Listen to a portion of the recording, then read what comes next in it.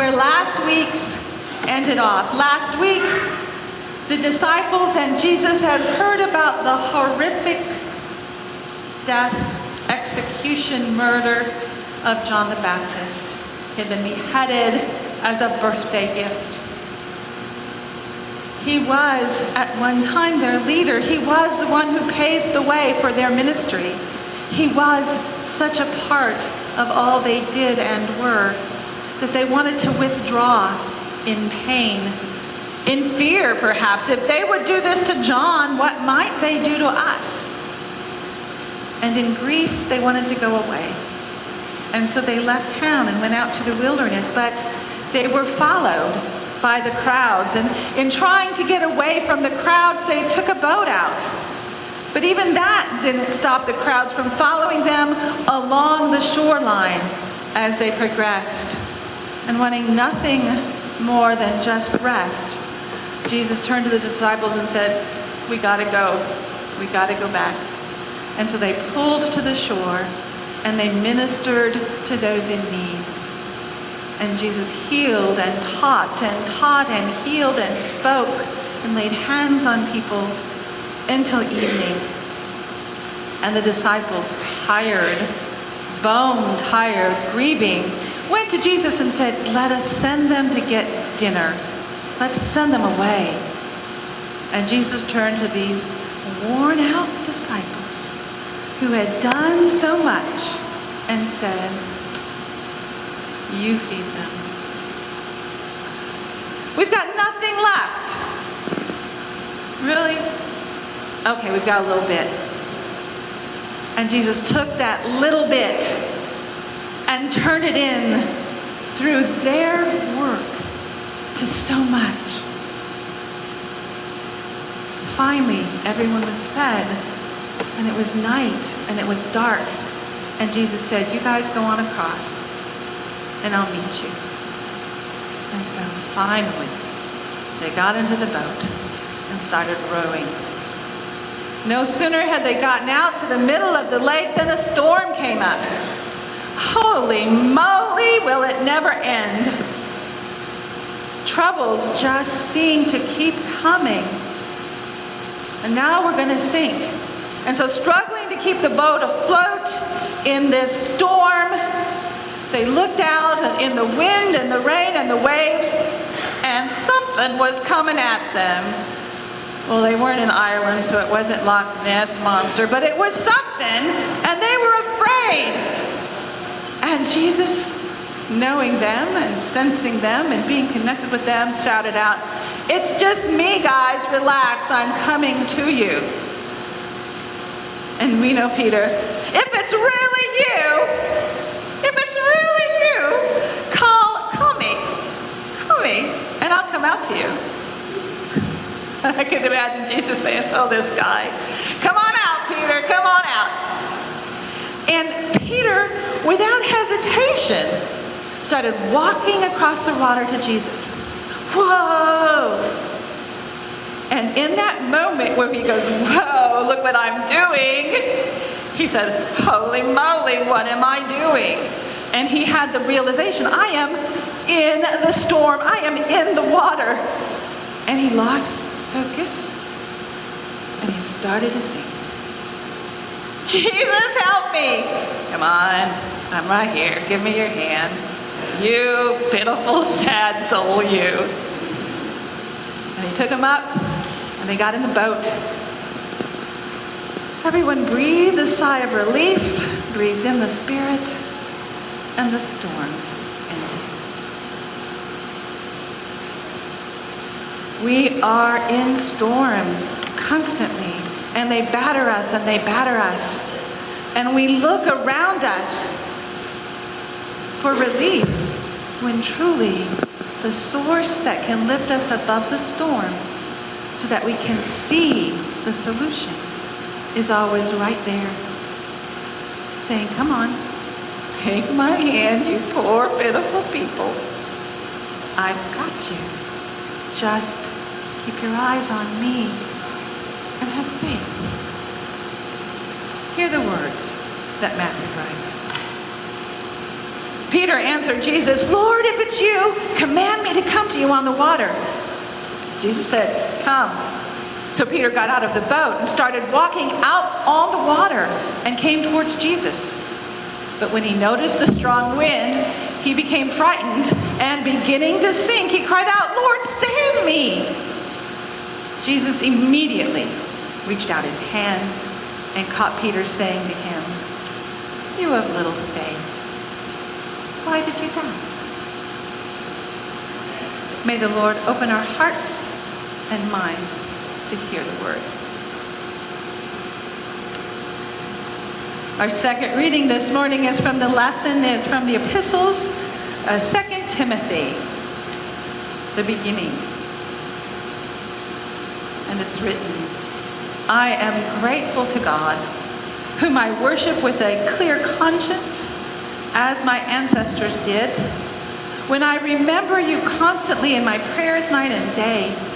Recalling your tears, I long to see you so that I may be filled with joy.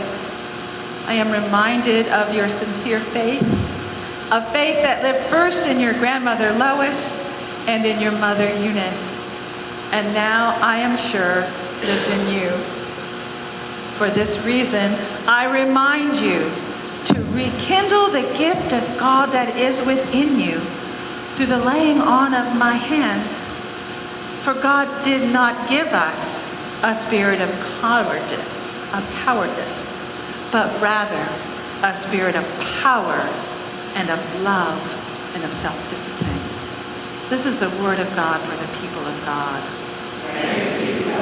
Please be seated.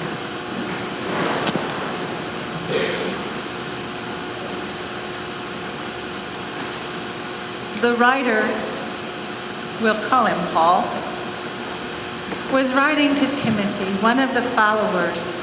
He was writing to Timothy from jail, from prison. Timothy was in a bad place. His church was in a bad place. His congregation was wavering. Their leader was imprisoned. They were persecuted. He wasn't really sure that he not only could go on, but should go on. It could happen to me. So much like the disciples before him, and so much like the Israelites in our song from Godspell, right? On the Willows. That song, based on one of the Psalms, is written by the Israelites who once again were in exile. They were away from the Lord's land. They were in a foreign land. And here the captors were saying, sing for us, and dance, be joyful. And they say, how can we sing the Lord's song when we are so far from home? And yet that's exactly when God tells us to sing, when you're away from home, when you're in the storm in the boat, when you are persecuted and worried. That's when you are called to sing. And Timothy says, I don't know where to start. And Paul says, start from the beginning. I worship God as a Jew the way all my ancestors did. I don't start with me. I stand on the shoulders of generations that went before me. And their faith leads me. And you, Timothy, you have generations that gave you faith. Remember Lois? Remember Eunice? Remember me? I put my hands on you and said, breathe in the Spirit. It is a spirit not of cowardice, but of courage and of grace and of love and strength and power and discipline that can help you keep the road in front of you. Keep your eyes on the prize. Keep your eyes on Jesus. Keep your eyes on the path that you are to trod. He says, remember. And I got a new meaning of that word remember just recently, just Friday, as I sat with hundreds and thousands around the globe doing a meditation for peace with Deepak Chopra. It was very powerful. One of the things Chopra said as he introduced it was, he said, remember the peace that is within you. Remember the power that you are connected to. And he said, remember is the opposite of dismember. Dismember. When something is dismembered, it is torn apart. So often our faith is torn apart. And he says, remember. Put it back together. Take all the fragments that the world has torn off and put them back together. Remember them. And you'll find your strength. I can't look at the word cowardice without thinking of the word courage. And obviously I can't think of the word courage without thinking of the Wizard of Oz. It's one of those that is such an intrinsic part of my culture growing up. Every year I knew it was coming on and I couldn't wait to see it. Believe it or not, I lived in the days when, first of all, I was surprised when I finally saw that it was in color when they got out of Kansas. I lived in the days where I couldn't set a DVR, although there was a time when I finally did set the video recorder for it, and then I was actually able to buy it. It's such a part of me. I could almost do it by memory. The songs I certainly can.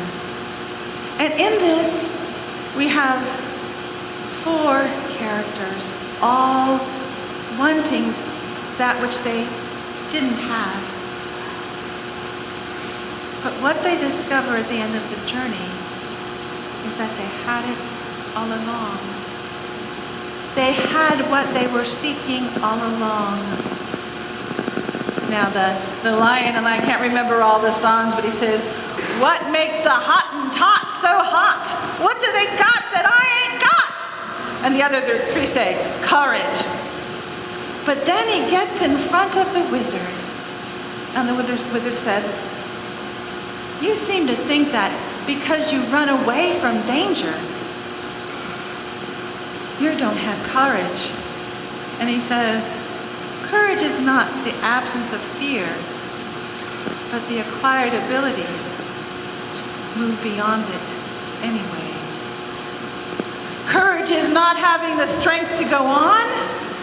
It's going on even when you don't have strength. The wizard said, what you don't have that all these heroes back where I'm from have is a medal. All you need is a medal. Because when you have a medal, you have something tangible to help you remember your courage. And poor Scarecrow only had a brain. The wizard says, I don't know anyone who knows more than you. It's not that you don't have a brain. What the smart ones back where I'm from have that you don't have is a piece of paper, a diploma. So here's one. And what is it? A PhD in thinkology or something like that. It's not that he didn't have a brain. He needed the piece of paper so he could remember that he had one.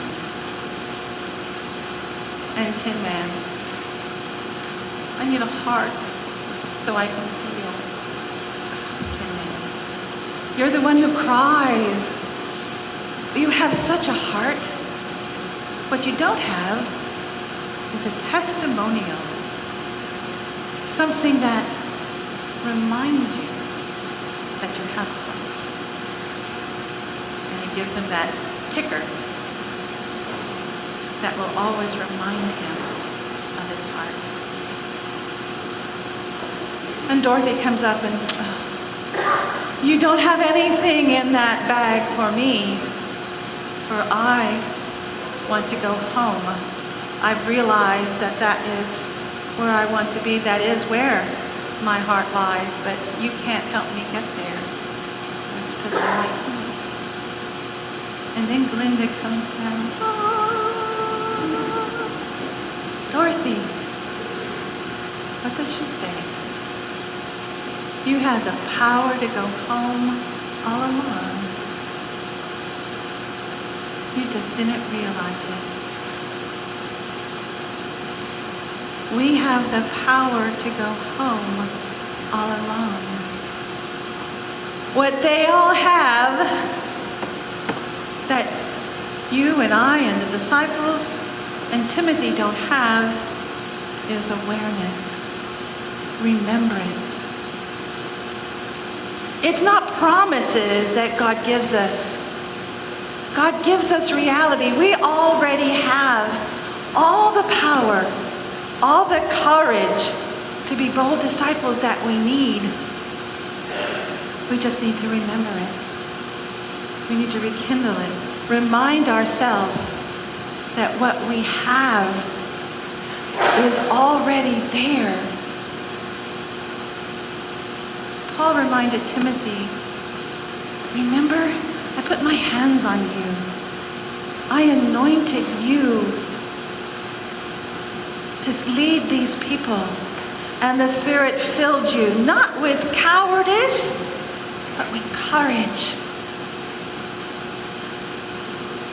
A few weeks ago, as we were talking about our building, I said, write down for me your biggest fear about our future as a congregation.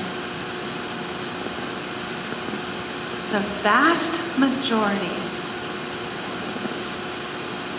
wrote, I'm afraid I'm going to lose my family because this church is family. And it is. But the only time I've ever experienced a loss of family is when someone refuses to come to the table. That's the only way we lose family, when someone refuses to come to the table. We may be asked to leave family. We may be thrown from the table. But this table, no one will throw you from. All means all at this table. And no one is cast from the family unless you let your fears keep you from it. Now, our future may mean we get a bigger family, and sometimes we get members of our family that we're not really tickled by, whether they are a new baby brother who we'd really rather not have, or a brother-in-law or a sister-in-law or a new stepfather or stepmother, and they just don't do things the way we do. They want those stupid creamed onions for Thanksgiving, and we really don't like those. Well, guess what?